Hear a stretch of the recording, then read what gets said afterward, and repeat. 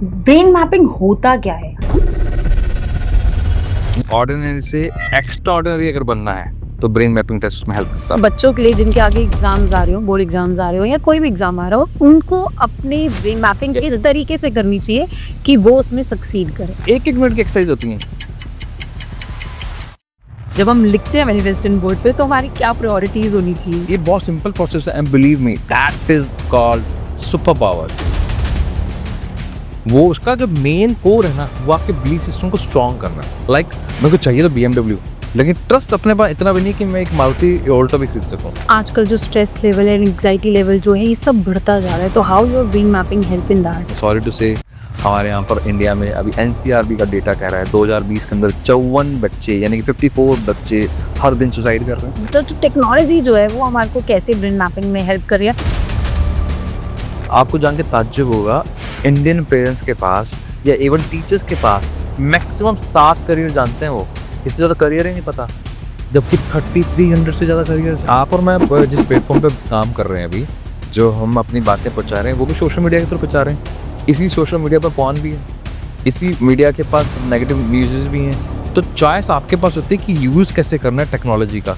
Relationship का जो सबसे बड़ा पेन पॉइंट है, जो मैं सरेंडर हो जाता हूँ और अपने आप से प्यार खत्म करके मुझे लगता है जैसा तू कहेगी वैसा मैं कर लूँगा, जैसा तू कहेगा वैसा मैं कर लूँगा।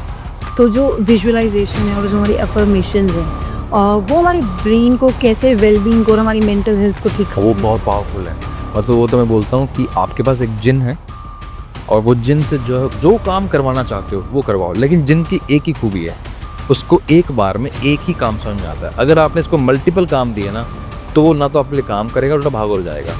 तो व्हाट डज दिस मीन? अगर आपने विजुअलाइज करना है तो क्लैरिटी के साथ उसको बोलो। मैंने ये देखा है कि आप फिंगरप्रिंट्स लेते हैं, ठीक है, और आज के टाइम पे फिंगरप्रिंट्स देना, बिकॉज एक फिंगरप्रिंट्स है जो हमारे आधार कार्ड में यूज़ होता है, why should we give it to you? मतलब आप मिसयूज़ भी तो कर सकते हो उसका।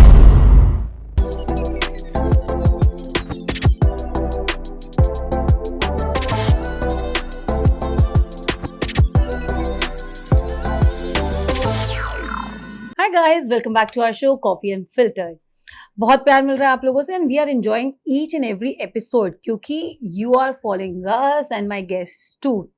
आज के गेस्ट भी we have a very special और बहुत ही डिफरेंट टॉपिक है। मुझे लोग बोल रहे हैं कि आप एकदम वर्सेटाइल होके अलग अलग लोगों को लेके आ रहे हो, बट आज वाला देख के आई एम श्योर आप मुझे और बोलना शुरू हो जाएगी, मैम आप कहाँ किस लेवल पे जाना चाहते हो।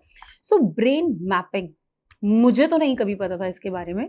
मैं जो मेरे गेस्ट है उनसे जब फर्स्ट टाइम मिली and I got very very influenced by him, और मुझे ऐसा लगा इसके बारे में जानकारी देना अपने व्यूअर्स को इज माय रिस्पॉन्सिबिलिटी।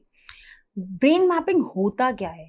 ज्योतिषी के पास तो हम लोग सब जाते हैं, क्योंकि हमें अपनी हस्तरेखा, अपनी हाथ की जो रेखाएं हैं वो दिखाने का बहुत शौक है, लेकिन अपने फिंगरप्रिंट से आपकी पर्सनालिटी कैसी है?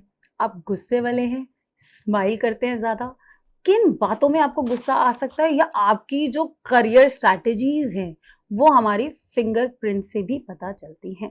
सो he helped me to grow also in my podcast, to be very honest. और मुझे उन्होंने बताया कि मैं कैसे आगे बढ़ सकती हूँ, मुझे क्या स्ट्रैटेजीज करनी चाहिए, मेरे बारे में वो जानकारी तक दी जो मुझे खुद को नहीं पता था। तो आज मैं वेलकम करती हूँ नागरू जी को, who is a very motivational speaker and of course जो ब्रेन मैपिंग टेस्ट है इन्हीं के जरिए मुझे पता चला। Vikas ji, welcome to my show and thank you so much for giving me time as well. That is completely my pleasure. लेकिन इतना सुंदर मतलब इंट्रोडक्शन, भैया ये मेरा वीडियो घर भेज देना, घर पे भी दिखाना है। क्योंकि अपनी तारीफ सुनना, जब घर वाले बोल रहे हैं कि तू क्या करता है और बाहर पता लग रहा है कि अच्छा काम करता है। Thank you so much, really wonderful introduction, thank you so much. नहीं विकास जी, आई मस्ट से कि ये बहुत ही डिफरेंट प्रोफेशन जरूर है, लेकिन अलग भी है। हाँ बिल्कुल अलग तो है। तो पहले तो our viewers wants to know what is brain mapping. Brain mapping ये समझ लीजिए कि आपकी लाइफ का गूगल मैप है। अगर आपको लाइफ में ग्रो करना है, जैसे आपको यहाँ से बॉम्बे जाना है, तो बॉम्बे एक तरीका तो ये है जो यहाँ से 15 साल पहले चलता था कि बिना मैप के आप पूछते पूछते जा सकते हैं। एक तरीका ये होता है कि आपका गूगल मैप है जो आपको आपके डेस्टिनेशन तक ये भी बता देगा कि कितने टाइम में पहुंचेंगे आप और कितनी स्पीड से, अगर स्पीड चेंज करेंगे तो क्या होगा। तो ब्रेन मैपिंग वही है, आप कौन है, क्या कर सकते हो, किस तरह का बिहेवियर है, किस तरह की सिचुएशन में आप एक्ट करते हो या रिएक्ट करते हो, लाइफ में क्या कर सकते हो, टीम प्लेयर हो, सोलो प्लेयर हो, या आप एक्सट्रोवर्ट हो, इंट्रोवर्ट हो, जिस भी तरह के आपके सवाल हैं, तो ये पूरी जर्नी है आपकी ऑर्डिनरी से एक्स्ट्रा ऑर्डिनरी अगर बनना है तो ब्रेन मैपिंग टेस्ट उसमें हेल्प करता है। सो मुझे इस एपिसोड में बता देना कि मेरे को एक्स्ट्रा ऑर्डिनरी कैसे बनना है। व्हाई नॉट, बिल्कुल। बट रियली आई से आपका जो शो है मैंने भी देखा है और बहुत सुंदर, गजब के लोग आते हैं, मजा आता है। Thank you for inviting me, thank you so much. मैंने आपकी जो कंपनी का नाम भी देखा, that is brain infinity. Yes ma'am. हाँ, तो व्हाई ब्रेन इन्फिनिटी? बिकॉज एक जो मेरे हिसाब से जब हम ब्रेन की बात करते हैं वो एक सेट हो चुका होता है आपकी लाइफ में, आपको क्या करना है क्या नहीं करना, आप पढ़ाई में अच्छे हो या किसी चीज में अच्छे हो, वो सॉर्टेड होता है। But what is this brain infinity? आपको और आपकी पूरी टीम को थैंक यू है, क्योंकि ये सवाल अब मेरा शायद 22वां या 23वां पॉडकास्ट है, आज तक किसी ने नहीं पूछा। चलो, वी आर डिफरेंट। या दैट्स रियली, मतलब आप लोगों ने इसमें हार्ड वर्क किया। इन्फिनिटी मतलब इनफिनाइट, मतलब ऐसी अनंत आपके पास पावर है। और हम बचपन से सुनते आ रहे हैं किसी के पास सिद्धियां हैं, जब बोलते हैं हमारे गुरुओं के पास सिद्धियां हुआ करती थी, मैं बड़ा फैसिनेट होता था, ये सिद्धियां कहाँ से आ जाती हैं। फिर सुनते थे यार सामने वाले ने पूरी बुक याद कर ली, हमसे यहाँ 10वीं पास नहीं हो रही, तो मतलब चक्कर क्या है। तो फिर क्या हुआ, ये तो समझ में था कुछ तो है। फिर आइंस्टीन जी के बारे में सुनते थे, उनका ब्रेन संभाल के रखा हुआ है, बहुत इनडिफरेंट ब्रेन है, हम अपने ब्रेन का 5 से 7% से ज़्यादा यूज नहीं करते। तो ये बहुत सारे मिसकंसेप्शन लगते थे या कंफ्यूजन लगते थे। तो एक दिन क्या हुआ कि जब हमने ये काम शुरू करना था तो हम बैठे थे जयपुर के विज्ञान भैरव, एक पूरा एक वर्कशॉप चल रहा था जो जिसको हेड करते हैं श्री श्री रविशंकर जी। तो वहां से ब्रेन, तो मुझे पता था ब्रेन पे काम करना है, तो इनफिनाइट वर्ड वहां से आया कि इन्फिनिटी यानी कि ब्रेन अनंत पावर लेके पैदा हुआ है, हमें नहीं पता कि इसको यूज कैसे करना है। पेन पॉइंट ये कि हमें गाड़ी चलानी नहीं आती और हम बोल रहे हैं कि गाड़ी खराब है, तो गाड़ी खराब नहीं है, हम ड्राइवर अच्छे नहीं है। तो हम ड्राइवर अच्छे नहीं है, इसलिए अगर ब्रेन को अगर हम सही तरह से ट्रेन कर दें तो इनफिनाइट पावर को अगर यूज कर लें तो प्रॉब्लम खत्म हो जाती है। That's why brain infinity. Oh, बहुत ही अच्छा कॉन्सेप्ट है। और आपने बोला कि ब्रेन को यूटिलाइज आगे कैसे कर सकते हैं, every time we need a new learning, इसका मतलब यही बनता है ना। और अभी सबसे लेटेस्ट जो ट्रेंडिंग टॉपिक्स हैं, किड्स हैं, आई वोंट से किड्स, जो आजकल 10th और 12th की बोर्ड एग्जाम्स है और इवन IAS ऑफिसर्स की जो तैयारियां होती है, एग्जाम्स होते हैं, लोग तैयारी तो बहुत अच्छे से करते ही, ऐसा नहीं है कि कोई पढ़ता नहीं है, बट किसी के 99 आते हैं और जो कई पढ़ के भी कई लोग ऐसे होते हैं कि बोर्ड एग्जाम में उनकी 76% रह जाती है। सो ऐसे बच्चों के लिए जिनके आगे एग्जाम्स आ रहे हो, बोर्ड एग्जाम्स आ रहे हो या कोई भी एग्जाम आ रहा हो, उनको अपने ब्रेन को कैसे उन चीजों में रखना चाहिए, मैं आई वुड से कि रखना चाहिए, या अपनी ब्रेन मैपिंग किस तरीके से करनी चाहिए कि वो उसमें सक्सीड करे। बहुत इंटरेस्टिंग क्वेश्चन है। अगेन मतलब I am really thank you, क्योंकि ये इतना इंपॉर्टेंट है। आने वाले टाइम अभी प्री बोर्ड आने वाले हैं, हर तरह के कॉम्पिटिटिव एग्जाम शुरू होने वाले, तो हमारा मार्च तक का टाइम एग्जाम का ही। अब होता क्या है कि एग्जाम को थोड़ा समझना पड़ेगा, एग्जाम होता किस चीज का है। तो एग्जाम को जो 3 घंटा है ना, यहाँ से आई बैट अब आपका सोचने का तरीका चेंज होगा, क्योंकि एग्जाम के 3 घंटा ये नहीं देख रहा एग्जामिनर कि आप क्या पढ़ के आए हो, पढ़ के तो जाना पड़ेगा। क्योंकि अगर मैं आपसे पूछूं सब्जी खाओगे कि नमक वाली सब्जी खाओगे, तो सब्जी में नमक तो होगा ही, तो पढ़ के तो जाना ही पड़ेगा। द पॉइंट इज उस 3 घंटे में जो पहला काम है, आप कितना काम एंड रिलैक्स्ड हैं, तो उसके लिए ब्रेन को ट्रेनिंग करनी पड़ती है, वहां जाके अचानक नहीं होगा। तो आप डे 1 से तैयारी इस चीज की कीजिए, आप कितना काम रिलैक्स्ड और फोकस रह सकते हैं। दूसरा काम, आपको क्वेश्चन कितनी जल्दी समझ में आता है। प्रॉब्लम क्या होती है, थोड़ा सा ट्विस्ट होके क्वेश्चन आया, क्वेश्चन समझ में नहीं आया, जिसकी स्पीड फास्ट होगी क्वेश्चन समझने की, वो उतनी जल्दी उसके आंसर, जो तीसरा काम है आंसर दिमाग में आएगा। जितनी जल्दी आंसर दिमाग में आएगा, चौथा जो सबसे इंपॉर्टेंट काम है, आप कितनी जल्दी आंसर को लिख पाते हैं। And you will be surprised, मतलब मोर देन 42% स्टूडेंट्स लिखने में गलती करते हैं। उनको आंसर ए पे टिक करना है, वो बी पे करते हैं, सी पे टिक करना है, गलती से डी पे करते हैं, जल्दबाजी। And because there is lack of coordination between brain and hand, और इस बारे में किसी ने सोचा ही नहीं आज तक। और मेरा ब्रेन और टंग में है, यानी कि मैं आंसर बोल रहा हूँ तो सही है, लेकिन आंसर लिख रहा हूँ तो गलत है। और अगर आप कोई कॉम्पिटिटिव एग्जाम दे रहे हो, अगर एक सिंगल मार्क्स भी कटा तो आप 10,000 रैंक पीछे हो गए, 2 कटे तो 20,000, लेकिन 3 तो आउट हो गए।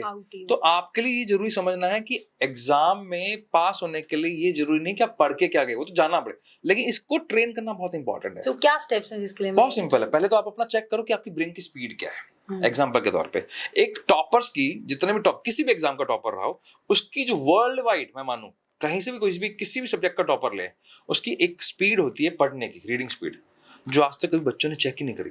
वो होती है अप्रॉक्स 400 वर्ड्स पर मिनट, और जो एवरेज होता है उसकी होती है 140 वर्ड से लेके 220 वर्ड्स पर मिनट। तो गैप बहुत बड़ा है।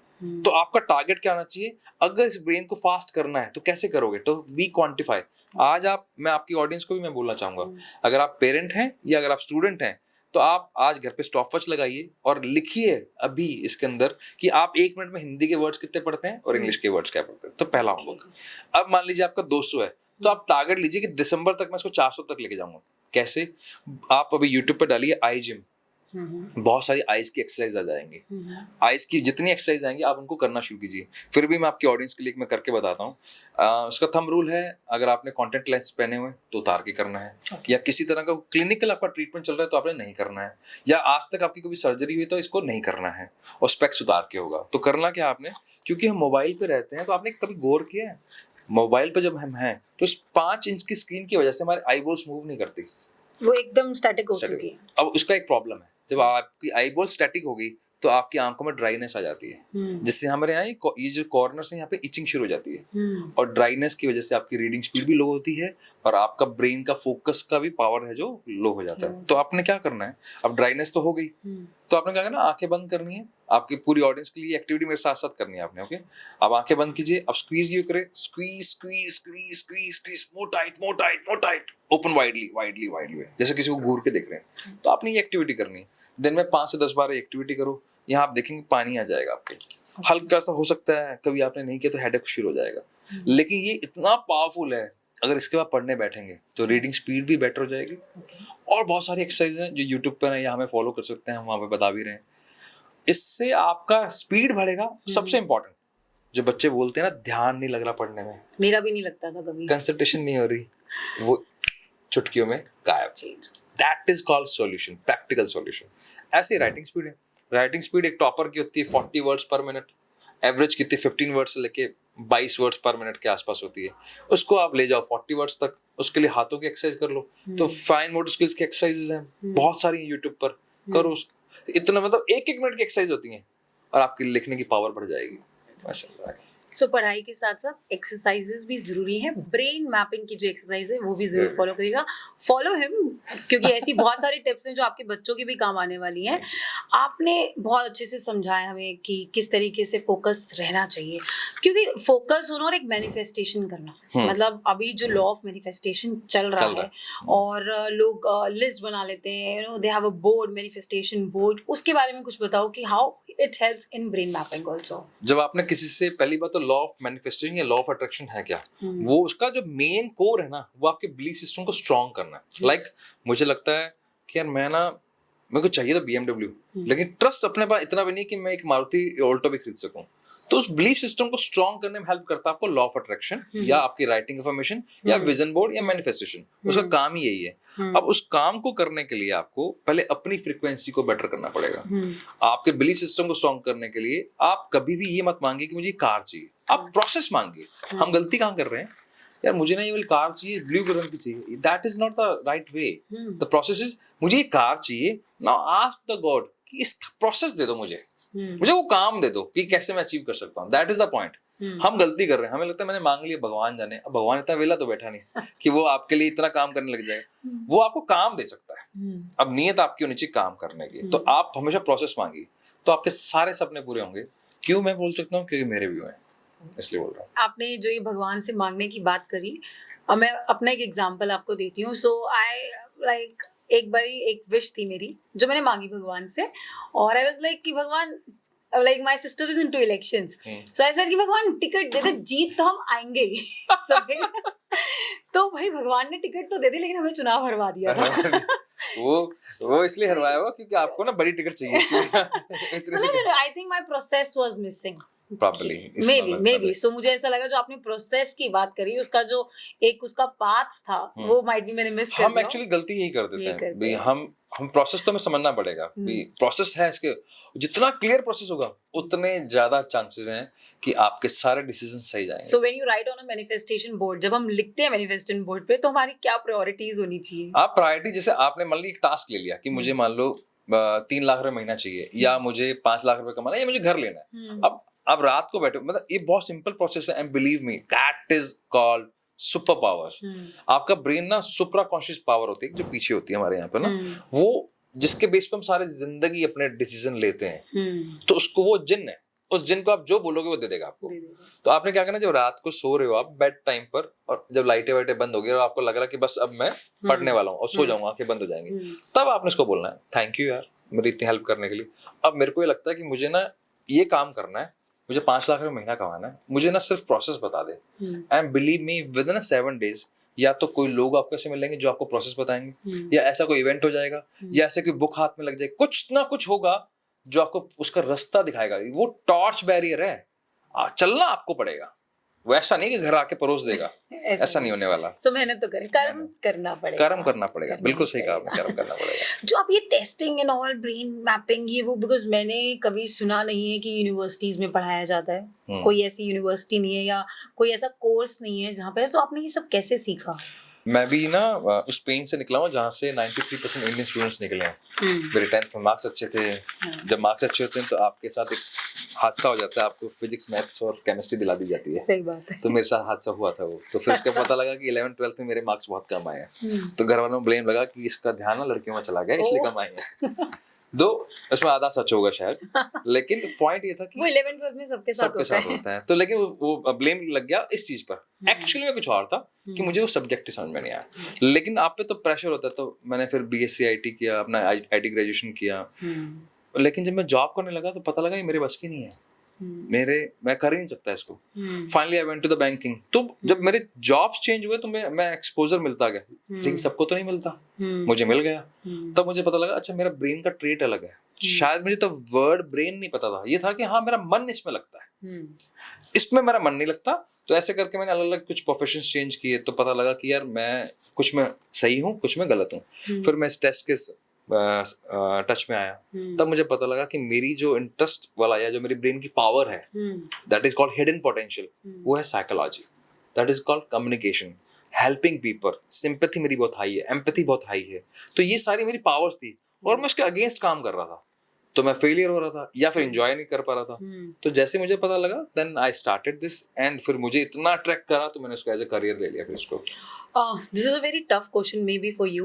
मैंने ये देखा है कि आप फिंगरप्रिंट्स लेते हैं, ठीक है, और आज के टाइम पे फिंगरप्रिंट्स देना, बिकॉज एक फिंगरप्रिंट्स ही है जो हमारे आधार कार्ड में यूज होता है, why should we give it to you? मतलब आप मिसयूज भी तो कर सकते हैं उसका। एग्रीड, बिल्कुल। Thank you for asking this really tough question, and क्योंकि ऑडियंस के लिए जानना बहुत जरूरी है, क्योंकि कई लोग डरते होंगे इस चीज से, माइट भी इसकी वजह से नहीं करवाना चाहे इस चीज को। बेसिकली क्या है, हमारे पास जब भी कोई आता है ना, किसी पेन में आता है या उसको कुछ क्वेरी है, तो पहली बात तो वो उस तरह से ही सरेंडर पोजीशन में है कि वो जो हमसे पूछ रहे हैं तो वो ऑब्वियसली या तो हमारे फीडबैक लेके आया है, हमारे बारे में जानकर आया है, या उसको सच में सॉल्यूशन चाहिए। क्योंकि हमारी जो यूएसपी है वो we never ask a single question, हम फिंगर टिप्स पे करते हैं। आपका पॉइंट वैलिड है कि वो मिसयूज हो सकते हैं, लेकिन आपको ये समझना पड़ेगा उसको मिसयूज कैसे होता है। अगर वो टेप पे लिया हो ना तो मिसयूज, मतलब आपका ओरिजिनल प्रिंट होना चाहिए। क्योंकि हम जो लेते हैं, पहली बात तो आपसे कंसेंट फॉर्म भरवाते हैं, दूसरा हम लिख के देते हैं कि ये 3 दिन के बाद हमारे ऑटो डिलीशन लगा हुआ है, ऑटो डिलीट हो जाता है, ठीक है। तीसरा, क्योंकि हम जेपीजी फॉर्मेट में, मतलब एक टेक्निकल टर्म है, वो बहुत ही स्मॉल केबीज में सेव होता है। तो जब स्मॉल केबीज में होता है वो किसी भी तरह से यूटिलाइज नहीं हो सकता, तो किसी भी तरह से मिसयूज, थोड़ी यूज भी नहीं हो सकता। तो हमारे ही वो काम आएगा सिर्फ, इसके अलावा कोई काम आ ही नहीं सकता किसी भी तरह से, कहीं पे भी नहीं आ सकता। जो आप कह रहे हो मिसयूज, उसके लिए ओरिजिनल इम्प्रिंट होना जरूरी है, जो कि हम लेते ही नहीं कभी भी। एक मूवी देखी control by Ananya Pandey, and I was very fascinated because हम बहुत ही एडिक्ट होते जा रहे हैं एआई सिस्टम को लेकर। तो सारा जो कंट्रोल है ऑफ अ पर्सन आल्सो वो एआई लेता जा रहा है। सो इस केस में आपका क्या कमेंट्स है? बिकॉज आपको फिंगरप्रिंट्स दे देना, हो सकता है कल को my life is controlled by you only, because उसमें यही दिखाया है कि वो उसकी लाइफ ही एआई सिस्टम का है, because we don't have friends. मतलब आने वाला जो फ्यूचर है, may be not me but मेरे बच्चों का हो सकता है कि future is AI friends only, वो सब वहीं से मिल रहा है, तो they don't need friends. Agreed. अच्छा, आप और मैं जिस प्लेटफॉर्म पे काम कर रहे हैं अभी, जो हम अपनी बातें पहुंचा रहे हैं, वो भी सोशल मीडिया के थ्रू पहुंचा रहे हैं। इसी सोशल मीडिया पे पॉर्न भी है, इसी मीडिया के पास नेगेटिव न्यूज़ भी हैं। तो चॉइस आपके पास होती है कि यूज कैसे करना है टेक्नोलॉजी का, ठीक है ना। तो उसको यूज करना है क्या मिसयूज करना है। Same with everybody, if there is a lot of distraction, बहुत सारा डिस्ट्रैक्शन है, बहुत सारे कंफ्यूजन्स हैं, इम्पल्सिवनेस हमारे समाज में बढ़ती जा रही है, शॉर्ट टर्म गेन होते जा रहे हैं, रिलेशनशिप को लेके बहुत ज्यादा हम वियर्ड हो गए हैं, बहुत ज्यादा कमजोर हो गए हैं, विल पावर खत्म हो गई है। ऐसे टाइम पर अगर आपको अपने बारे में नहीं पता, भी मेडिटेशन हमें सुनना है, हमारे पुराने जितने पूर्वज थे वो तो सिद्धियां लेके बैठे हुए थे, लेकिन अब तो कोई नहीं कर रहा, तो हम तो मेंटली वीक हो चुके हैं। कहने को हम स्ट्रांग है लेकिन मेंटली वीक। तो आपके पास सेल्फ डिस्कवरी करने का कौन सा तरीका है, मुझे ये बताओ। अगर मेडिटेशन हो नहीं रहा तो यानी कि आप एक एवरेज लाइफ कोई भी व्यक्ति जी रहा है, क्योंकि वो सिर्फ फ्लो के साथ चल रहा है, यानी कि आया, पैदा हुआ, खाया पिया, सारे काम किए और चला गया। तो ये करने के लिए तो फिर बाकी हम में और उसमें जो घूम रहा है स्ट्रीट्स पे, उसमें वो फर्क नहीं रह गया। सेल्फ डिस्कवरी या तो मेडिटेशन से हो सकती है या थ्रू थर्ड पार्टी टूल। तो टेक्नोलॉजी का यूज कर लिया जाए तो आपका रोड मैप मिल गया, यार ये मेरा पावर है, इसको अगर मैं नर्चर कर लूं तो मैं यहाँ तक पहुंच जाऊंगा। और जब आप यहाँ हो तो कितने लोगों की हेल्प करोगे?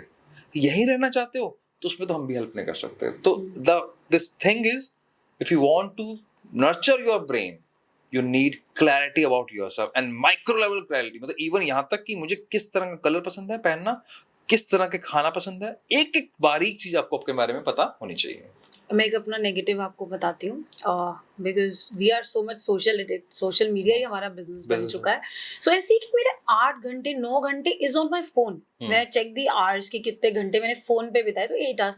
इस चीज को ब्रेन मैपिंग के थ्रू कैसे कंट्रोल कर सकते हैं हम लोग? मतलब व्हाई टू कंट्रोल, एक्चुअली में देखा जाए ना, ये भी बहुत बड़ा एक मिथ है कि हम अगर मोबाइल पे रहेंगे तो ये हो जाएगा। We are on our work, that is our ground. Actually अगर मान लो क्रिकेटर ये बोले कि मैं 12 घंटे ग्राउंड पे हूँ तो मेरे को नुकसान हो, ऐसा नहीं है। हमारा ग्राउंड ये है खेलने का, जैसे मैं भी सोशल मीडिया पे रहता हूँ, हाँ, लेकिन इसके साथ सराउंडिंग कुछ पेन पॉइंट्स हैं। हम अगर बैठ के काम कर रहे हैं उसको आप सही कर लो, आप सारा दिन बैठे मत रहो, because now a new research is saying sitting is a smoking now, new smoking, वो उतना ही नुकसान दे रही है जितना स्मोकिंग दे रही है आपको। तो आप बैठे मत रहो, थोड़ा सा मूवमेंट्स करो, थोड़ा सा योगा प्राणायाम कर लो, ताकि आपके ब्रेन के पास उस 5 इंच की स्क्रीन से बाहर निकलने का मौका मिले, या फिर स्क्रीन थोड़ी सी बड़ी रखो ताकि आई बॉल्स मूव करें, ब्रेन मूव करे। तो the point is brain is having infinite power. ये छोटी मोटी टेक्नोलॉजी से हमारे ब्रेन पे कोई इम्पैक्ट नहीं पड़ने वाला, अगर उसका सही इस्तेमाल करें तो ब्रेन को पावरफुल बना लो। तो जो विजुअलाइजेशन है और जो हमारी अफर्मेशंस हैं, वो हमारे ब्रेन को कैसे वेलबींग को और हमारी मेंटल हेल्थ को ठीक करती है? वो बहुत पावरफुल है। मतलब वो तो मैं बोलता हूँ कि आपके पास एक जिन है और वो जिन से जो काम करवाना चाहते हो वो करवाओ, लेकिन जिन की एक ही खूबी है, उसको एक बार में एक ही काम समझ में आता है। अगर आपने इसको मल्टीपल काम दिए ना तो वो ना तो आपके लिए काम करेगा, उल्टा भाग और जाएगा। तो व्हाट डज दिस मीन? अगर आपने विजुअलाइज करना है तो क्लैरिटी के साथ उसको बोलो, मतलब बहुत साफ शब्दों में बोलो कि मुझे ये चाहिए। तो क्लैरिटी के लिए आपको अपनी लाइकिंग डिसलाइकिंग, आपका लव, आपका पैशन पता होना चाहिए, और वो जिन आपको हर शिद्दत से, पूरी शिद्दत से आपके वो सारी ख्वाहिश पूरे करा, दैट इज कॉल्ड विजुअलाइजेशन। और साथ में अगर आप मैनिफेस्टेशन जोड़ लेते हो या राइटिंग अफर्मेशन जोड़ लेते हो तो सोने पे सुहागा है, चेरी ऑन द केक हो जाता है वो। सो जो हमारे इमोशंस हैं वो भी अफर्मेशंस को इफेक्ट करते हैं? उल्टा भी है, हमारे अफर्मेशंस भी इमोशंस की वजह से इफेक्ट हो जाते हैं। ओके, तो दोनों चीजें वैसे वर्षा चलती हैं। तो आप जिस मोड में हो, जैसे मैं अगर मैं आपके पास आऊँ और मेरी body language, what is called emotions, अगर मैं आपसे बात कर रहा हूँ और मेरा अगर बॉडी पोस्चर्स, मेरे फेशियल एक्सप्रेशंस उससे मैच ना करें तो आप मेरे पे ट्रस्ट नहीं करोगे। वहीं अगर मैं एक्सप्रेसिव हो जाऊँ, मेरी बॉडी लैंग्वेज, मेरे वर्ड्स, मेरा वॉइस मॉड्यूलेशन, मेरे पिच, अगर आप मैं सब तीनों को मिला लूँ, जिसको बोलते हैं मेरा ब्रेन, मेरा माइंड और मेरी बॉडी, अगर तीनों एक साथ हो जाएं तो आपको मुझ पर ट्रस्ट हो जाएगा।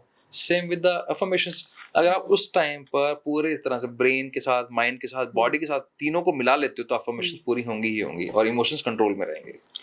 आजकल जो स्ट्रेस लेवल है, एंग्जाइटी लेवल जो है, ये सब बढ़ता जा रहा है, तो how your brain mapping help in that? मतलब बिकॉज हर एक को स्ट्रेस है, चाहे वो एक बच्चा हो, बड़ा हो, लड़की हो, लड़का हो, बहुत स्ट्रेस है लाइफ में। मतलब आजकल बच्चे क्यों बोलते हैं, हमने तो कभी ये वर्ड सुना नहीं था, ये तो अब सुनने को मिला है, पिछले 7-8 साल से तो आया है ये, उससे पहले तो कभी शब्द था ही नहीं है। हम ये बोलते थे एक बात है यार, हम ये नहीं बोलते थे कि मैं परेशान हूँ, मुझे एक बात करनी है, एक बात मुझे ना परेशान कर रही है, इस तरह हम कभी ये नहीं बोलते स्ट्रेस है। ये वर्ड अब आया, तो पहली बात तो ये बहुत नेगेटिव वर्ड है, इसको हमने कॉमन स्लैंग में यूज करना शुरू किया ना, उसका इम्पैक्ट आपके ब्रेन पे क्यों है? क्योंकि आपके ब्रेन में है वाटर की अपनी मेमोरी है, साइंस बोलती है। आप गूगल पे जाइए, वाटर रिसर्च है, राइस एक्सपेरिमेंट है, डॉक्टर मसारो इमाटो है, उनके बारे में पढ़िए, आपको पता लग जाएगा। दूसरा, आपके वाटर मॉलिक्यूल में है ऑक्सीजन। ऑक्सीजन का खुद का एक इलेक्ट्रोमैग्नेटिक फील्ड है, अगर उसको लिक्विड में कन्वर्ट कर दें तो उसको ऐसा वो मैग्नेट के साथ चिपक जाता है। अब आपने वर्ड बोले तो पहली बात तो वो उससे चिपक गया, तो आपका ऑरा नेगेटिव हो गया। दूसरा, एंजाइटी, व्हाट डज एंजाइटी आपकी आती है इस लेफ्ट ब्रेन से, ठीक ओके, है? ये लेफ्ट और राइट होता है, ऐसा भी सॉरी difference सॉरी है? सॉरी, मैं गलत बोल गया। एंजाइटी आपकी आती है राइट ब्रेन से, और डिप्रेशन जो आता है हमारे, ये आता है हमारे So this is also divided. What I'm divided. trying to yes yes, understand. Oh, ये अच्छा. डॉक्टर रॉजर्स पेरी है, 1981 में इनको नोबेल पुरस्कार मिला है। Okay. तो उन्होंने ये रिसर्च की थी कि there are two parts of brain, that one is left, one is right. तो डिप्रेशन आएगा आपके लेफ्ट से, एंजाइटी आएगी आपके राइट से। आप फ्यूचरिस्टिक यानी कि बार बार आगे की सोच रहे हो। होना क्या चाहिए प्रेजेंट मोमेंट के लिए। अब प्रेजेंट मोमेंट में तब सोचोगे, again self discovery, self love, अपने बारे में। मुझे कॉन्फिडेंस नहीं आ रहा कि मैं कुछ कमा पाऊंगा या कुछ कर पाऊंगा। इसका मतलब ये हुआ कि मुझे मेरे बारे में नहीं पता। जब आपको आपके बारे में नहीं पता तो दूसरों को कैसे पता होगा। तो अगर आपको पता हो, जैसे मैं तो कई बार बोलता भी मजाक मजाक में, जैसे मान लीजिए यहाँ से मैं दिल्ली जा रहा हूँ, दिल्ली में, और रास्ते में मेरे को ट्रैफिक पुलिस वाला रोक ले। अब मुझे नियम नहीं पता तो मैं क्या करूंगा, या तो चालान कटवा लूंगा या फिर कोई सेटिंग करूंगा। लेकिन मुझे पता है, फिर मैं भिड़ भी जाऊंगा कि मेरी गलती नहीं है, ये नियम नहीं बोलता, ऐसे नहीं है, या मैं कुछ भी बोलूंगा तो चाबी कैसे निकल, क्योंकि मुझे पता है। सेम विद मी, अगर मुझे मेरे बारे में सब पता है तो मैं किसी से डरूंगा नहीं। मुझे कॉन्फिडेंस होगा कि मैं क्या कर सकता हूँ। मैं किसी भी तरह की बातों में नहीं आऊंगा, किसी से इन्फ्लुएंस नहीं होऊंगा। प्रॉब्लम ये होती है जब मुझे मेरे बारे में नहीं पता ना, मैं डिपेंड हूँ आप पर कि आप मेरे बारे में क्या बताने वाले हो। That is the pain point. आपने ये बोला कि मुझे मेरे बारे में जानना जरूरी है, बट मैंने ऐसे देखा है जो कि बहुत सेल्फ लव होता है ना, फिर उसको बोलने लगता है यार ये तो ऑब्सेस्ड है अपने आप से। उस केस में क्या मतलब, अगर मैं 2 बारी अपनी तारीफ कर लूं और अपना एक ओवर कॉन्फिडेंस दिखा दूं, क्योंकि एक होता है कॉन्फिडेंस, एक होता है ओवर कॉन्फिडेंस, तो उस केस में क्या मतलब, फिर तो लोग मजाक भी उड़ाने लग जाता है कि यार ये तो ऑब्सेस्ड है, सेल्फ ऑब्सेस्ड है। फिर इसको उनको क्या बोलेंगे, जितने भी जैसे जितने भी हमारे ऋषि मुनि हुए हैं, उन्होंने हजारों साल तपस्या की है, किस लिए की, सिद्धि लेने के लिए या मोक्ष प्राप्ति के लिए। तो फिर वो तो बहुत सेल्फ ऑब्सेस्ड हो गए। तो सेल्फ ऑब्सेशन कुछ नहीं होता। सेल्फ ऑब्सेस्ड, देखो आप सिर्फ देखो क्या होता है, अगर मैंने हर चीज में अपने आप को ही आगे रखा और सामने वाले को मेरी वजह से नीचा देखना पड़ रहा है, यानी कि मैं अपने आप को उससे सुपीरियर दिखा रहा हूँ, दैट इज कॉल्ड ऑब्सेशन। अगर मैं सामने वाले को उतना ही रिस्पेक्ट दे रहा हूँ, यार आपको बहुत अच्छा आता है लेकिन मुझे ही बहुत अच्छा आता है, मैं मेरी रिस्पेक्ट भी कर रहा हूँ। इनफैक्ट मैं आपको बताऊं इंटरेस्टिंग, रिलेशनशिप का जो सबसे बड़ा पेन पॉइंट है, जब मैं सरेंडर्ड हो जाता हूँ और अपने आप से प्यार खत्म करके मुझे लगता है जैसा तू कहेगी वैसा मैं कर लूंगा, जैसा तू कहेगा वैसा मैं कर लूंगा, तो जब आप अपनी रिस्पेक्ट नहीं कर रहे, सामने वाला क्यों करेगा। पर आजकल के टाइम में थोड़ा उल्टा होता जा रहा है। आप देखोगे अगर रिलेशनशिप्स की अगर हम बात अभी कर रहे हैं, और जब रिलेशनशिप्स आजकल मतलब बहुत डिफिकल्ट हो चुके हैं मेंटेन करना, even for the husband wife, girlfriend boyfriend हो, कोई भी हो, बहुत स्ट्रेस है, बहुत ही ज्यादा स्ट्रेस है। क्योंकि पहले तो जो हमारी मदर्स होती थी या जो हमारे फादर्स भी होते थे कि एक बिजनेस कर रहा है, एक कमा रहा है, एक जॉब पे जा रहा है और एक घर पे काम करके संभाल रही है। लेकिन आज के टाइम पे दोनों काम कर रहे हैं, दोनों कमा रहे हैं, so they have their own attitudes, no मतलब वो सरेंडर नहीं होना चाहते हैं। सो उस स्ट्रेस लेवल पे वो कौन सी ऐसी चीजें उनको करनी चाहिए। पहला तो क्या है कि एक तो पेरेंट्स को समझना चाहिए, अब ब्रिंगिंग कर रहे हो ना, उसमें आप ज्यादा से ज्यादा जो काम करो वो इस पे करो कि उनका पेशेंस लेवल सही रहे, रिस्पेक्ट आना चाहिए। और किसी भी रिश्ते में, चाहे वो फादर डॉटर का हो, फादर सन का हो, पार्टनर्स का हो, बॉयफ्रेंड गर्लफ्रेंड का हो, उसके अंदर रिस्पेक्ट सबसे हाई प्रायोरिटी। जैसे मान लो मुझे आपसे बात करनी है, अब मैं आपसे, चाहे मेरे पार्टनर हो, चाहे मेरे दोस्त हो, चाहे मेरे रिलेटिव हो, अगर मैं आपसे आप करके बात कर रहा हूँ तो मैं गुस्सा भी होऊंगा ना, तो मेरे वर्ड्स कंट्रोल में है। अब मैं तू तड़ाक पे हूँ तो मेरे वर्ड्स कैसे होंगे, अनकंट्रोल हो जाएंगे। जब अनकंट्रोल होंगे तो फिर क्या होगा, डिसरिस्पेक्ट होगा। तो वो जो लेवल होगा डिसरिस्पेक्ट का, वो नेक्स्ट लेवल, उतना पेशेंस है नहीं। तो आई हाईली रिकमेंड कि पहली बात तो पेरेंट्स को अपब्रिंगिंग में रिस्पेक्ट प्लस थोड़ा सा पेशेंस सिखाना चाहिए, जो सबसे हाई प्रायोरिटी होनी चाहिए। लेकिन अब जो ऑलरेडी कपल है, मैंने ना अभी एक बहुत अच्छा सुना भी था, शायद फरहान अख्तर जी बोल रहे थे या रितेश देशमुख थे, मेरे को याद नहीं आ रहा। वो बोलते हैं कि अब वो ना काउंसलर के पास जाके हेल्प लेते हैं। जैसे उनसे क्वेश्चन ही पूछा गया था कि अब आपकी शादी को 12-15 साल हो गए, 5 साल आपने डेट भी कर लिया, तो अब आप मतलब कैसे वो मेंटेन करते, बोर नहीं हो गए। बड़ा इंटरेस्टिंग है कि यार अब क्या करते हैं, हम काउंसलर के पास चले जाते हैं। क्यों जाते हैं, क्या दिक्कत कोई नहीं है क्या। अब मान लो हमारे पास कुछ नया नहीं है और फिर वही पुरानी बातें, तो हमारे बीच में कोई डिस्टर्बेंस हुई तो उसको जाके हम बताते हैं, सिर्फ शौकिया, ताकि हमारे रिश्ते में कुछ नयापन आता जाए। तो यू कीप सरप्राइजिंग योरसेल्फ और your partner and it's surprise, not be shocked. Law of attraction की अगर हम बात करें तो ऐसे कई नंबर्स हैं जो कि मैं सोशल मीडिया एक्टिव रहते हैं तो वो दिखता रहता है कि अगर आप 11-11 देखें तो आपके लिए बहुत लकी होता है। और कुछ ऐसे नंबर्स है, बटरफ्लाई कॉन्सेप्ट इज देयर कि आपने बटरफ्लाई देखी तो आपका दिन अच्छा, मतलब कुछ ऐसी बात है, उनके बारे में कुछ 2-3 चीजें बताएं, हाउ इट हेल्प्स। मतलब ओके, अब देखिए मैं तो ब्रेन का स्टूडेंट हूँ, ब्रेन पे बात करूंगा, एस्ट्रोलॉजर तो नहीं हूँ। लेकिन मुझे एक बात बताएं, क्या आपके पापा ने कभी बताया था आपको कि उनको भी ऐसे ऐसे नंबर्स दिखते हैं? कभी नहीं। या आपके दादाजी ने? ना जी। मेरे तो यहाँ पे ऐसी, अगर उनके सामने इस तरह की बातें हो जाए ना तो 4 बातें और सुनने को मिलेंगे। हम तो पंजाबी तो गाली और पड़ती है। लेकिन आप समझें, वो मेंटली स्ट्रांग थे।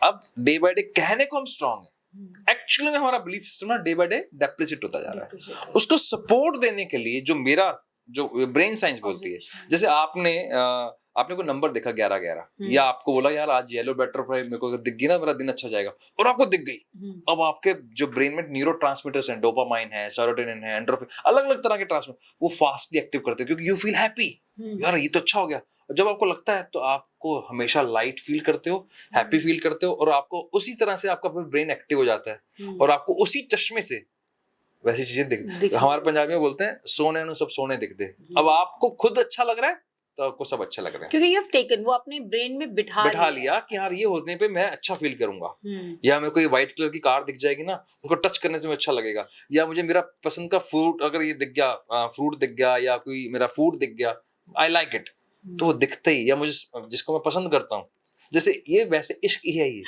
नंबरों से कर लो। अब आपने जैसे आपको एक पार्टनर की सिर्फ एक झलक दिख जाए, आपको लगता है यार गजब हो गया आज का दिन अच्छा जाएगा।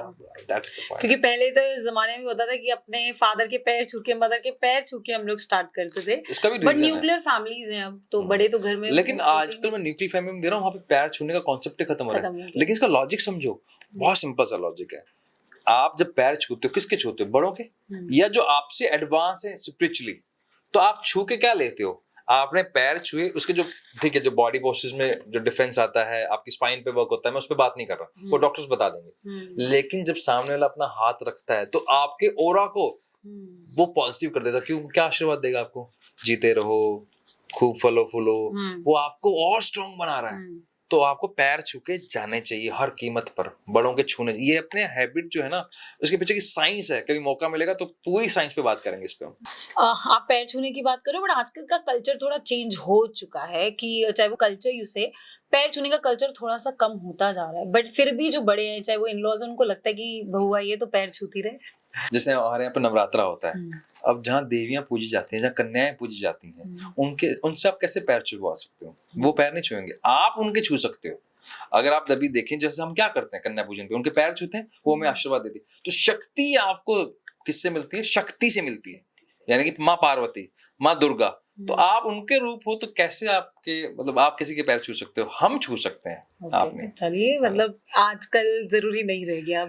हाँ, लेकिन हाँ, वो एक प्यार जो होना चाहिए, जो रिस्पेक्ट होना चाहिए, वो जरूरी है। वो पैर छूने का पर्पस शायद कहीं ना कहीं ये रहा होगा कि रिस्पेक्ट बनी रहे, आंखों की शर्म बनी रहे, शायद वो रहा होगा। लॉ ऑफ अट्रैक्शन के बारे में आप बार बार मेंशन कर रहे हो, बट कई लोग इस चीज में नहीं भी बिलीव करते हैं। कई लोग कर्मा में बिलीव करते हैं और उनको ऐसा लगता है कि ये सब कुछ नहीं होता, लॉ ऑफ अट्रैक्शन, मैनिफेस्टेशन वगैरह कुछ नहीं होती, ये काम करो, पढ़ लिख जाओ तभी कुछ होगा। उन केसेस में ऐसा क्या? नहीं, सही कह रहे हैं वो।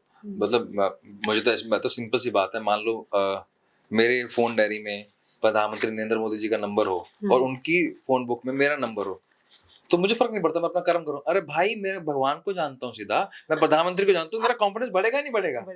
तो इट्स कंप्लीटली ओके। आपको कर्म पे विश्वास रखना है, 100% ओके। बट अगर आपको लगता है कि सुपर पावर आपको हेल्प करने के लिए तैयार है और आपके पास वो पावर है उससे लेने के लिए, तो अगर आप एलिजिबल हो तो आपको लेनी चाहिए। मुझे तो उसमें गलत नहीं लगता। And the process is to make you more positive and more strong. That is the process. कई ऐसे बच्चे हैं जो डिसाइड नहीं कर पाते उनको एज अ प्रोफेशन में क्या करना है। कहीं डॉक्टर बनना है, और आजकल तो बहुत सारी अपॉर्चुनिटीज अलग अलग है। पहले होता था कि टीचर बनना है, डॉक्टर बनना है। सो वो ब्रेन मैपिंग कैसे हेल्प करती है? हाउ यू सजेस्ट पीपल कि आपको ये प्रोफेशन या 10th के बाद आपको ये सब्जेक्ट्स लेने चाहिए? मैं पेरेंट्स से एक ही सवाल पूछता हूँ, आप क्या चाहते हो? कि बच्चा अच्छा करियर चूज करे या अच्छी लाइफ? तो बट ऑब्वियस आंसर आएगा लाइफ। मैं लेकिन आप पूछने क्या आए हो? अच्छा कॉलेज, अच्छी स्ट्रीम, तो सवाल ही गलत है। तो आपको ये पूछना चाहिए कि मेरे बच्चे के लिए क्या ऐसा करियर रहने वाला है कि जो उसकी लाइफ को बहुत ब्यूटीफुल बना देगा और उसमें वो हैप्पी रहेगा। क्योंकि जब हम गलत करियर चुनते हैं तो सारी जिंदगी दुखी रहते हैं।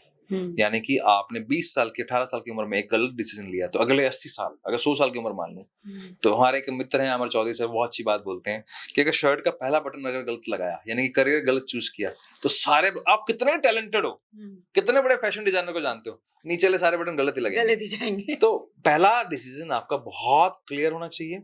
और आपको जान के ताज्जुब होगा इंडियन पेरेंट्स के पास या इवन टीचर्स के पास मैक्सिमम 7 करियर जानते हैं वो, इससे ज्यादा करियर ही नहीं पता, जबकि 3300 से ज्यादा करियर्स हैं। 3300। अब आप अपने 7 करियर के बेस में अगर आप डिसीजन लेने वाले हो तो कितना गलत कर रहे हो। होना क्या चाहिए, आपको एक्सपर्ट हायर करना चाहिए, आपके आसपास मिल जाएंगे।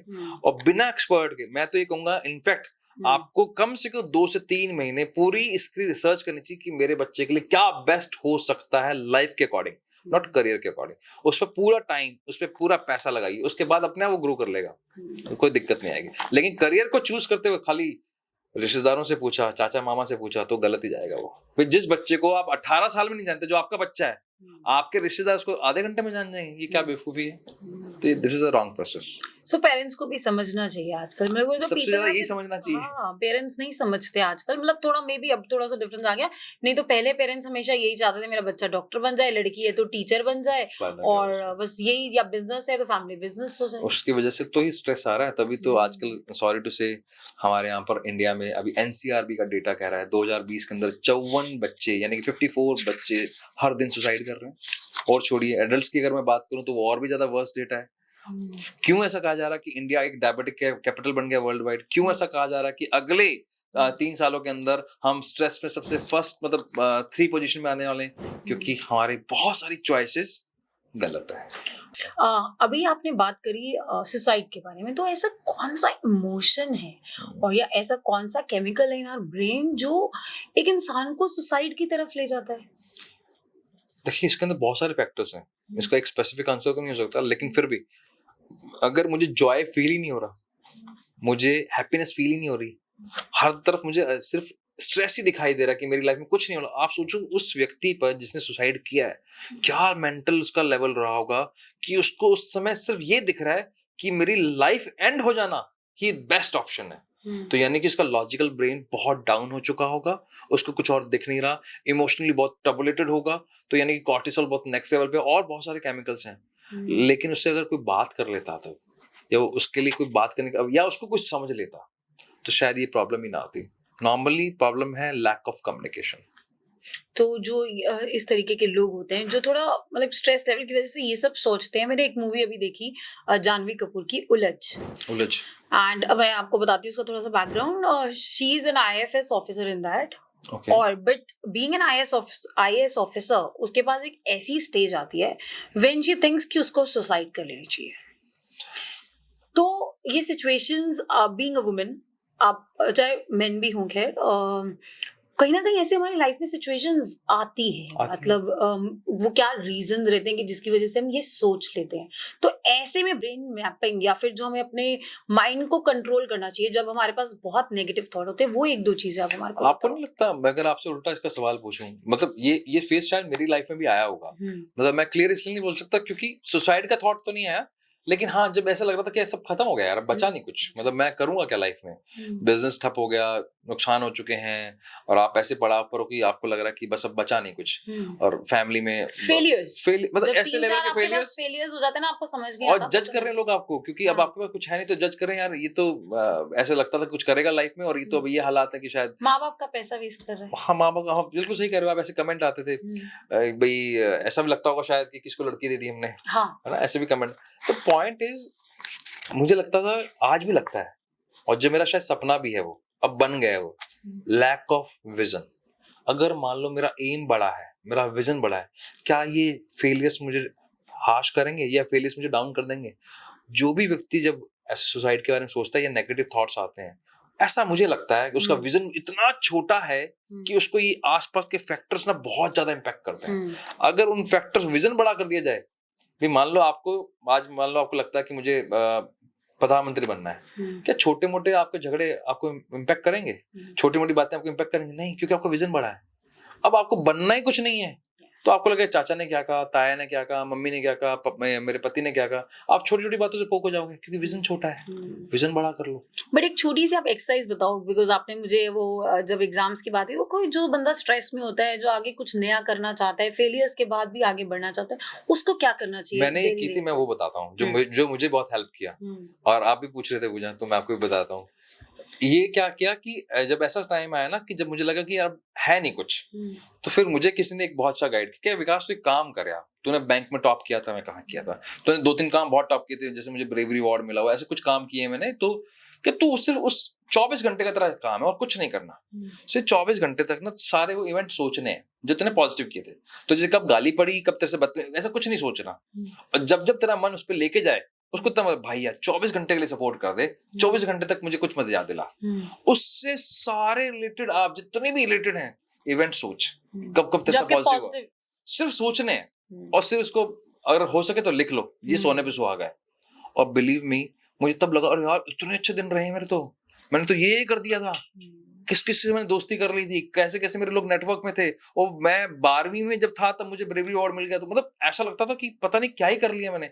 फिर मुझे लगा मैं कर सकता हूँ भाई, अब फोड़ देंगे, तो वहां से टर्न अराउंड हुआ मेरा कॉन्फिडेंस, फिर चीजें चेंज हुई। और उसके बाद जैसे मैं अभी शिफ्ट हुआ, तो मुझे फर्क नहीं पड़ता कि मैं किस एज में शिफ्ट हो रहा हूँ। लोग बोलते हैं कि 40s में सेटल हो जाओ, और मेरे फादर ने मुझे क्या बोला, कर तेरे को जो करना है यार, बैठे हम। वाई? बिकॉज वो देख रहे थे कि इसमें कुछ है, और वो इसलिए देख पा रहे थे क्योंकि मुझ में था, तो था, मुझे भी दिखा, उनको दिखा, तो हमारी लाइफ आसान हो गई। तो टेक्नोलॉजी जो है वो हमारे को कैसे ब्रेन मैपिंग में हेल्प कर रही है, और या फिर ये हमारे को वर्स्ट कर देगी इन फ्यूचर? मैं अगर आपको ये बोलूं कि आपके पास एक गाड़ी है, और उस गाड़ी के अंदर जैसे, अच्छा मेरे को एक बात बताओ, छोड़ टेक्नोलॉजी को हम समझते हैं, अगर आपको साइकिल चलानी हो, और आपने आज तक सुना साइकिल चलाने का भी कोई इंस्टीट्यूट होता है जो सिखाना सिखाए? बाइक का, कार का होता है, कार का होता है, कार का होता है ना, कार का भी 7 दिन का होता है, 15 दिन का कोर्स कराते हैं। प्रैक्टिस तो हमें करनी है, प्रैक्टिस नहीं, मैं उस पॉइंट पे आ रहा हूँ। अगर एयरप्लेन चलाने का 15 दिन का कोर्स होता है क्या? 2 साल का होता है। अगर आपको लाइफ बड़े स्पैन पे चलानी है, बड़े लाइफ स्केल पे लेके जानी है, तो साइकिल चलाने के लिए कोई प्रैक्टिस नहीं मतलब प्रैक्टिस करनी पड़ती है, लेकिन ट्यूटोरियल नहीं होता। तो लाइफ को चलाने के लिए, लाइफ को किस स्केल पे लेके जाना है, तो उसकी ट्रेनिंग लगती है। तो टेक्नोलॉजी आपको हेल्प करती है ट्रेन करने में आपके ब्रेन को। एंड बिलीव मी, ब्रेन बहुत ब्यूटीफुल है। ब्रेन का सिंपल सा नियम है, उसे जो मांगता है वो दे दो, फिर जो चाहिए आपको वो से लो। तो उसको बोलते हैं यूज इट, या तो ब्रेन को यूज कर लो या लूज कर लो। स्टैटिक नहीं है, साइंस बोलती है ब्रेन चेंज हो रहा है, कांस्टेंट चेंज हो रहा है। जिसको आप बोल लो, या तो आप एजिंग बोल लो, डिक्लाइनिंग बोल लो, जो मर्जी बोल लो, और वही ब्रेन, कुछ लोग 65 साल की उम्र में नया बिजनेस शुरू कर रहे हैं। अभी हमने किसी का क्लाइंट का टेस्ट किया, ही इज अबाउट 69 ईयर्स। अभी एक मैम का हमने टेस्ट किया, वो 73 ईयर में बोल रही है कि मुझे डिफेंडर लेनी है। एंड आई गॉट, मैंने क्या ब्रेन है यार, क्या सोचते हैं लाइफ को लेकर, और हम यही सोचते हैं। अभी मैं कल किसी शख्सियत से मिलने वाला हूँ, वो व्यक्ति जो 64 ईयर के में अपने आप को इतना चेंज कर चुके हैं, और मतलब पूरे इंडिया में बहुत बड़ा कुछ करना चाहते हैं, ये लेवल है। और यहाँ वही हमारे पास ऐसे लोग हैं जो कहते हैं 60 के हो गया, क्या ही बचा है। It depend on your brain, how you are going to rewire the brain. एक और क्वेश्चन मैं आपसे पूछना चाहूंगी कि इट्स अबाउट एथिक्स, ठीक है, एथिक्स हो गए, कॉम्प्रोमाइज सिचुएशंस हो गई। कई लड़कियों की लाइफ में भी ऐसी सिचुएशंस आती हैं, चाहे वो फैमिली हो या कुछ हो, या तो उनको कॉम्प्रोमाइज करने पड़ते हैं, एथिक्स उनको आगे नहीं बढ़ने देते हैं, because their mind is like कि ये काम मुझे नहीं करना है। चाहे वो अपनी फैमिली के अगेंस्ट जाके करते हैं, या कुछ भी पर्सनल हो सकता है, कि हर एक के अपने रीजंस होते हैं। उस केस में किस तरीके से लड़कियों को भी अपने माइंड को कंट्रोल करना चाहिए? देखिए, परसेप्शन हर चीज का होता है। तो भगवान श्री कृष्ण भी कहते हैं हर चीज गलत या सही उस पर्सपेक्टिव से होगी कि उस टाइम पे सर्कमस्टेंसेस क्या थे। तो आपको हमेशा ये देखना पड़ेगा कि आपका अगर विजन बड़ा है ना, मैं वापस विजन पे आ जाऊंगा, और विजन के साथ आपकी जुड़ी सेल्फ डिस्कवरी, और सेल्फ डिस्कवरी ही इंपॉर्टेंट है। अगर आपको ये पता है कि ये करना है और उसका प्रोसेस ये है, तो जैसे हम गूगल मैप लगाते हैं तो हमारे पास 3-4 रास्ते आते हैं ना, इधर से जाना, किधर से जाना, इधर। तो you have to be that much smart कि आपको उस रास्ते से बाहर कैसे निकलना है। और पेरेंट को मैं यही बोलता हूँ, आप ना अपने बच्चे को ना एजुकेशनल स्मार्ट मत बनाओ, उनको आप जो रियलिस्टिक स्मार्ट होना चाहिए ना, सड़कों पे कैसे, यानी कि स्ट्रीट स्मार्ट कैसे, दैट इज मोर इम्पोर्टेंट। अगर वो सिखा दो, चाहे लड़का हो चाहे लड़की। अच्छा, इनफैक्ट जो चैलेंज आज लड़की के साथ है ना, सेम लड़के के साथ भी है, सेम है, सेम कोई फर्क रहा ही नहीं। अगर आपको लगता है कि लड़की 12 साल की है वो बाहर जाके अनसेफ है, लड़का भी 12 साल का उतना ही बाहर अनसेफ है, सही बात तो कोई फर्क रहा नहीं अब। तो आप उनको सिर्फ स्ट्रीट स्मार्ट बनाइए। उनको मेरी तो रिकमेंडेशन है, 14-15 साल के बच्चा जब हो जाए ना, उसको किसी न किसी तरह के स्किल में डालिए, कोई इंटर्नशिप कराइए, चाहे वो कैफेटेरिया पे करानी पड़े, लेकिन उनको रियलिस्टिक वर्ड दिखाइए, and believe me it will turn around their mind.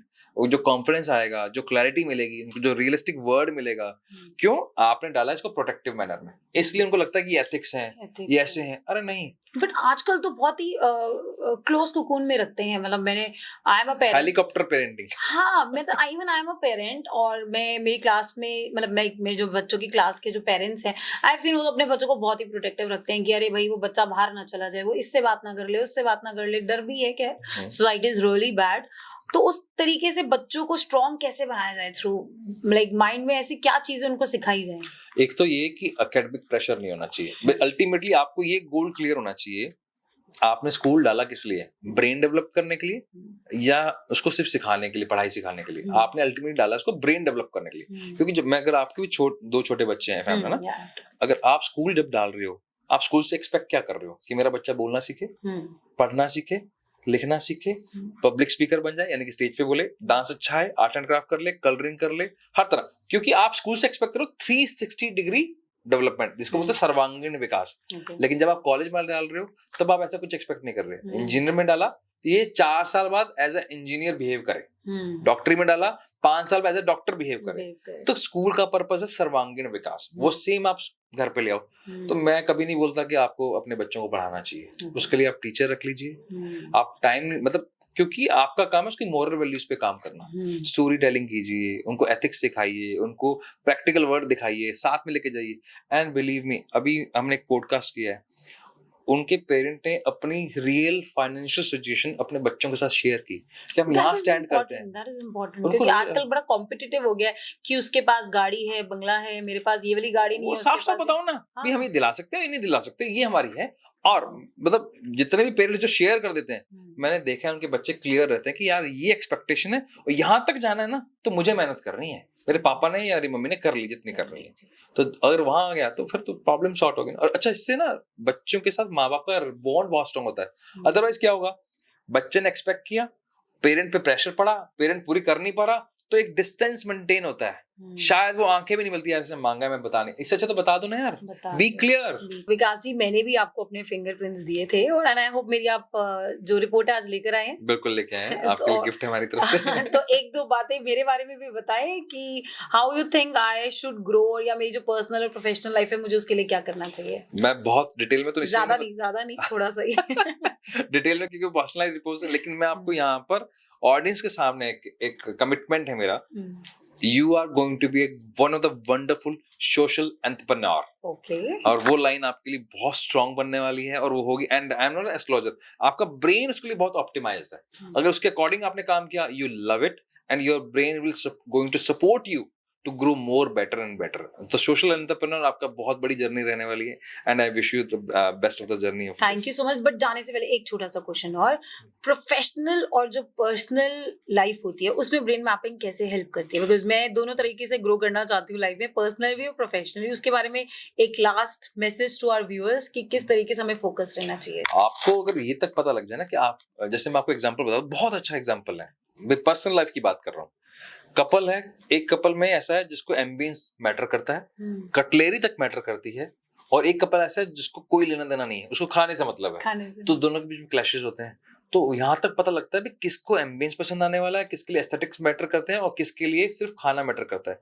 तो आपका बॉन्ड स्ट्रॉन्ग हो जाता है, क्योंकि आप एक दूसरे को जानते हो साइंटिफिकली, वो भी कैसे, अनबायस्ड, यानी कि हम आपसे सवाल तो पूछ नहीं रहे, आपको जज तो कर नहीं रहे, तो आपको इतना आपके बारे में बारीक पता लगता है। और प्रोफेशनलिज्म की अगर मैं बात करूं, आपको पता लग जाता है कि यार मैं टीम में रहने वाला हूँ क्या, या मेरे को लोगों के साथ, अच्छा मैं कैसे आगे बढ़ता हूँ, मेरे में कॉम्पिटिटिव नेचर है या मेरे में सपोर्टिव नेचर है, मैं इंट्रोवर्ट हूँ या एक्सट्रोवर्ट हूँ। और छोड़िए, ये भी पता है कि अच्छा I am a desk person, कि मुझे बैठ के काम करना पसंद है या मुझे खड़े रह के पसंद है, मेरी ऑब्जर्वेशन कैसी है, मेरा तो ये ब्रेन मैपिंग के थ्रू सब बता देते हैं। जितना आप पूछना चाहें, सवाल आपके, जवाब हमारे। सो मुझे लग रहा है एस्ट्रोलॉजर की जगह आपके पास आना जरूरी है बिफोर वेडिंग्स ऑल्सो। अगर आप अपनी कुंडली की जगह विकास जी से आगे अपना हाँ, ब्रेन पूछ सकते हैं। टेस्ट और ब्रेन हम- मैपिंग जरूर हम तो कराइएगा। बोलते हैं पहले एस्ट्रोलॉजी मिलती थी, कुंडलियां मिलाते थे, फिर HIV टेस्ट होने लगा, फिर इम्पोर्टेंट टेस्ट होने लगा। अब हम बोलते हैं पहले इमोशनल कंपैटिबिलिटी चेक कर लो।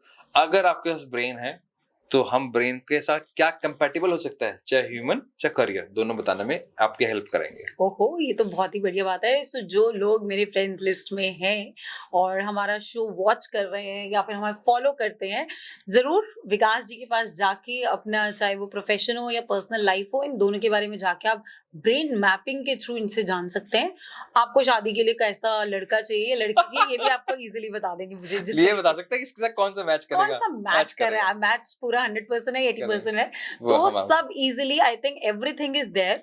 और विकास जी, मेरा जो गिफ्ट ब्रांड आपका, मैपिंग हैम्पर है, आप लेकर आए हैं। बिल्कुल, ये this is for you. Thank you, thank you. ठीक है। सो इससे मुझे मेरे बारे में ज्यादा पता चलेगा। डिटेल में पता लगेगा। ये 26 पेज की पूरी रिपोर्ट इन्होंने है। जितनी बातें मुझे बताई हैं, आई वुड से कि 80 में से 97% मैच्ड है। मतलब मेरे को एस्ट्रोलॉजर पे इतना बिलीव नहीं है जितना आप पे आज हो thank you so much ma'am, ये हमारे लिए बहुत काम आने वाला है। ये वाला मेरे को इतना वाला बाइट जरूर दे देना अलग से। और ये सिर्फ मैंने इसलिए नहीं बोला कि हम एक पॉडकास्ट में हैं, बट डेफिनेटली जो आपने मुझे बातें बताई हैं, that matched my brain for Wow. Sure. मतलब Thank करा है उसने मैच। और मैं, आपको पता है, बहुत ही ब्लंट हूँ। जो बोलना होता है बता सकते हैं। अगर नहीं मैच कर रहा तो शायद मैं इनको अपने शो पे ही ना लाती। So thank you ma'am for inviting me. Thank you so much Vikas ji, thank you so much for coming to our show. और do get in touch with him. अगर आपको हमारा जो ये एपिसोड है अच्छा लगा, सुनकर आपको नॉलेज मिली है, जरूर कमेंट करिएगा। विकास जी का पेज फॉलो करिएगा, हमें भी फॉलो करिएगा, कमेंट करिएगा, लाइक करिएगा और फॉलो करिएगा। Thank you so much, thank you for joining us on coffee unfiltered. Bye bye.